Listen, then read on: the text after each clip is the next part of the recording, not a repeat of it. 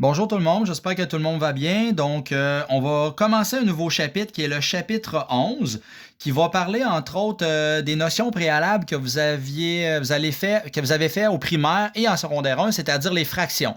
C'est la raison pour laquelle les deux pages précédentes, je vous ai demandé de lire ça attentivement. On parlait de rapports simplifiés, des fractions équivalentes, on parlait de fractions irréductibles. Alors, ce sont toutes des choses que nous allons avoir besoin dans ce chapitre.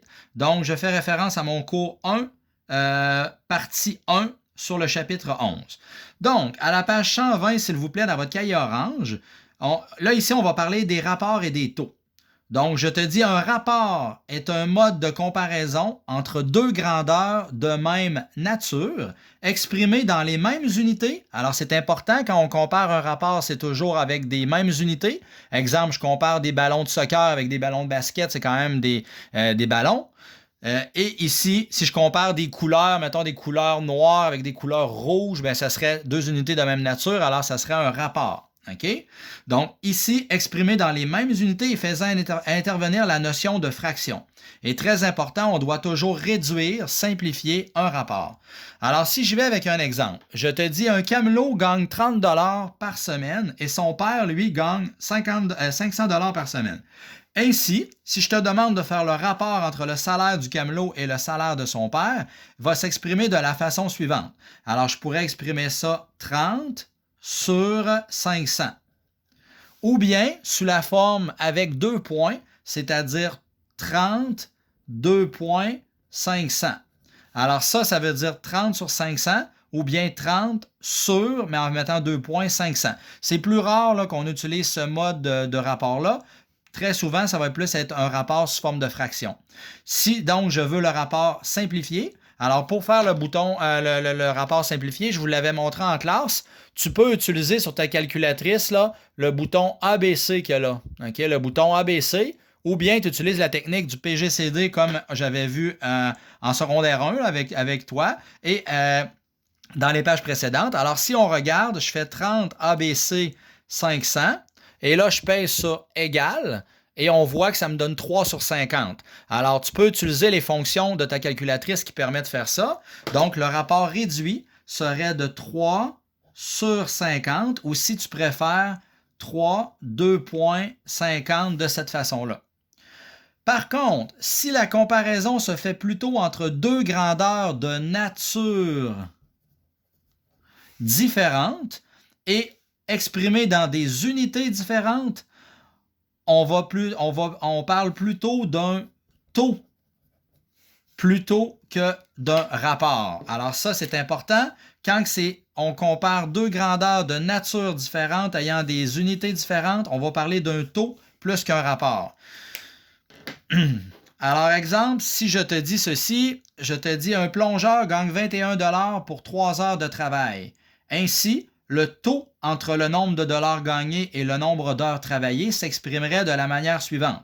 Alors, je pourrais l'exprimer 21 $ en 3 heures. Donc, ça serait le taux. Ou bien, je pourrais le mettre comme en haut, mais c'est plus rare. 21 $ en 3 heures de la façon suivante. Ou bien, on aurait pu le mettre avec une barre oblique aussi, là, avec un slash qu'on aurait pu dire. Mais évidemment, on te dit fréquemment, lorsqu'on veut simplifier le langage, on ramène toujours ces taux à l'unité. À l'unité, ça veut dire pour une chose. C'est-à-dire que l'on simplifie le taux pour obtenir ce que l'on appelle le taux unitaire. Alors ça, c'est vraiment un taux quand on veut savoir pour une chose, pour l'unité. Okay? Donc ça, c'est important. Le taux pour l'unité, ça s'appelle le taux unitaire.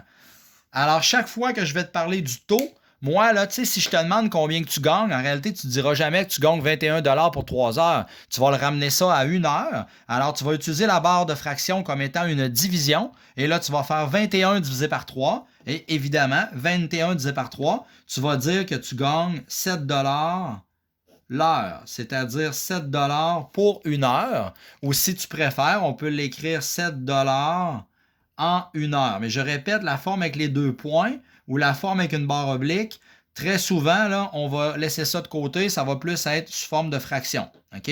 Donc, 7 l'heure, ça serait le taux unitaire. Prenons maintenant la page 121. On poursuit. Alors, la page 121, on poursuit avec quelques exercices il faut dire, est-ce que c'est un rapport ou un taux? Et si jamais c'est un rapport, je veux que tu donnes le rapport simplifié. Et si c'est un taux, je veux que tu me donnes le taux unitaire. Alors, allons-y avec des exemples. Je te dis, la largeur d'un téléviseur est de 60 cm et sa longueur est de 90 cm. On compare la largeur et la longueur du téléviseur en centimètres. Alors, on voit qu'on compare deux unités qui ont exactement les mêmes, de même nature et qui ont les mêmes unités, c'est-à-dire des centimètres et des centimètres. Puisque c'est deux quantités de même nature, on va donc dire que c'est un rapport. Et là, le rapport non simplifié, ce serait 60 sur 90. Et là, quand c'est un rapport, il faut toujours le réduire au maximum. Alors, tu peux utiliser ton petit bouton ABC. Alors, 60 sur 90, ça donnerait réduit 2 tiers. Alors, le rapport réduit serait 2 tiers. Donc, la largeur et la longueur sont dans un rapport 2 sur 3. On aurait pu l'écrire aussi 2.3 comme rapport réduit. Si je prends un autre exemple, une personne a roulé à 75 km en 3 heures. On compare la distance parcourue en kilomètres et le temps utilisé en heures.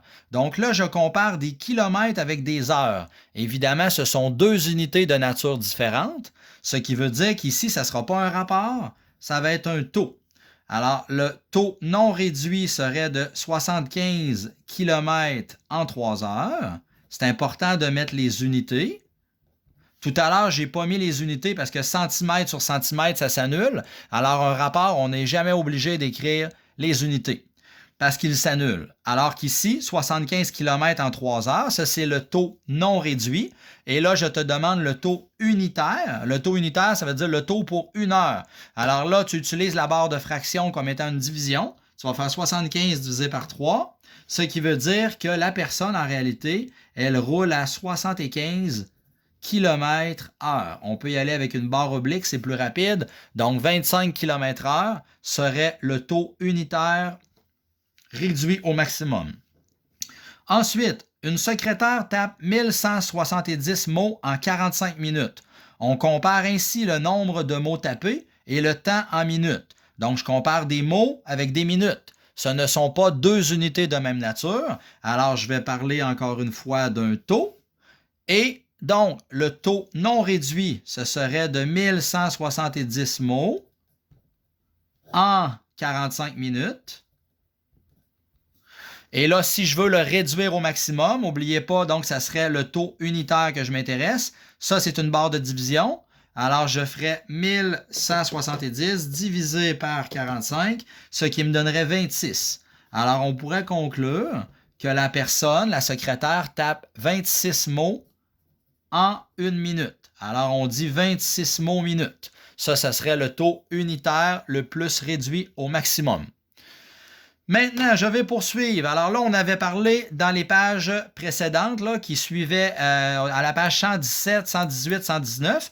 Je vous avais demandé de lire, excusez-moi, et de répondre aux questions. Et on avait parlé de fractions équivalentes. Alors là, on va revenir à la charge avec le rapport et des taux équivalents. Alors, qu'est-ce que ça veut dire des rapports et des taux équivalents? Alors, je te dis, si deux rapports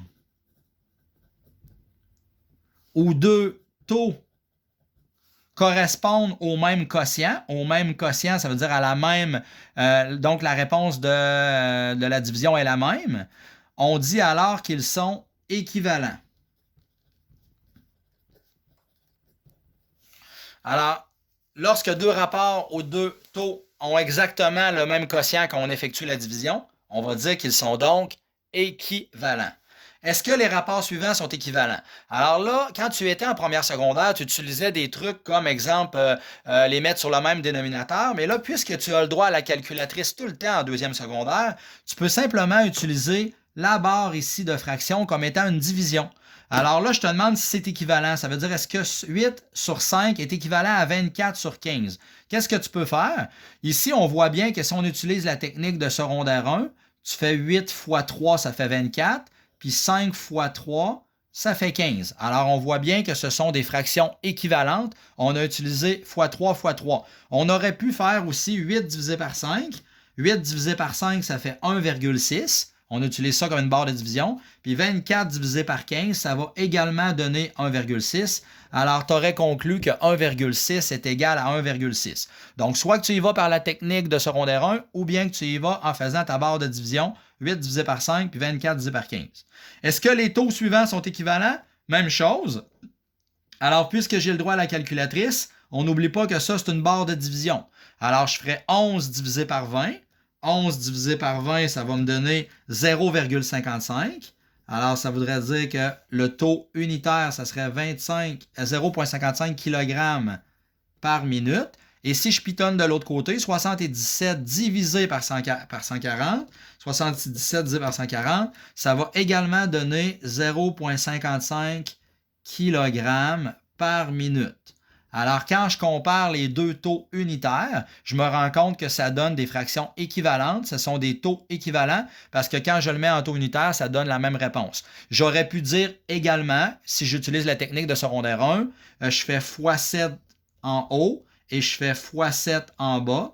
Étant donné que je multiplie en haut et en bas par la même quantité et que j'obtiens 77 sur 140, je conclus que les taux suivants sont équivalents parce que ça représente la même quantité. Simplement. On peut donc obtenir des rapports ou des taux équivalents en multipliant ou en divisant le numérateur et le dénominateur par un même nombre, différent de 0, évidemment, parce que 0 est élément absorbant. Et à ce moment-là, ça donnerait 0 dans les deux cas si je multipliais par 0 en haut et en bas. Alors, bref, tu peux faire ça, trouver des fractions équivalentes ou des rapports équivalents en multipliant ou en divisant le numérateur et le dénominateur par la même quantité et tu vas avoir des fractions équivalentes.